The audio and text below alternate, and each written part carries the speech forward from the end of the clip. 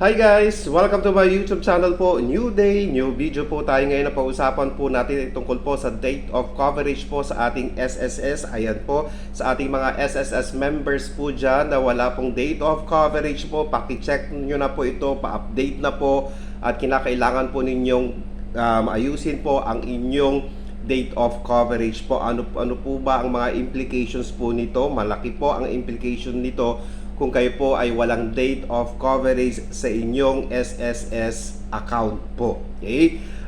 Una na po dito, hindi po kayo makaka-avail ng mga benepisyo mula sa SSS katulad na lang po ng maternity, disability, retirement at death benefits po. Lalo na rin po ang loan applications po. Hindi po kayo pwedeng mag-loan pag wala po kayong date of coverage po. Ngayon, sa ating mga self-employed, ayan po, voluntary members po, kailan po tayo nakakaroon ng date of coverage po? Upon payment of the first valid contribution. Kung pagkahulog nyo po, that is your date of coverage po. Sa ating mga employed naman po, on the first day of employment po, kaya nga po sinisigurado po ni employer na nahuhulugan or mahuhulugan ang kanyang mga employees po, dahil kung hindi po, violation po ito sa SSS law. Kaya nga po sa ating mga employer, dapat po nating sundin kung ano man po yung nasa SSS law para hindi po tayo ma-penalize afterwards. Okay?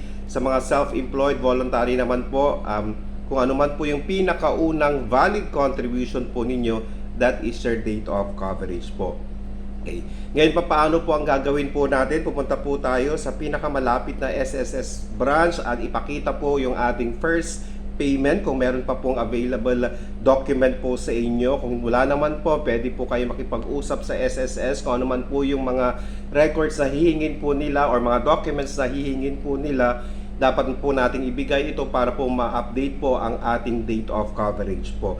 Okay, from time to time po, kinakailangan po nating i-check ang ating mga SSS accounts dahil nga po baka hindi pa po tayo nakapag-comply sa ilang mga requirements niya, para hindi po tayo magkaroon ng aberya sa ating mga benepisyo. Dahil again, wala po tayong matatanggap na mga benepisyo, hindi po tayo makakapag-loan pag wala po tayong date of coverage po. Kaya sa ating mga SSS members po dyan na baguhan, check nyo na po kung meron po kayong date of coverage para po habang maaga pa po, maayos na po natin ang problemang ito. Dahil pag hindi po natin naayos ito, expect po ninyo na kahit anong benepisyo, wala po kayong matatanggap sa SSS. Sana po nakatulong po ako. Please do not forget to subscribe, like, and share para po lagi po kayong updated sa ating mga videos. Maraming salamat po and stay safe. Bye-bye!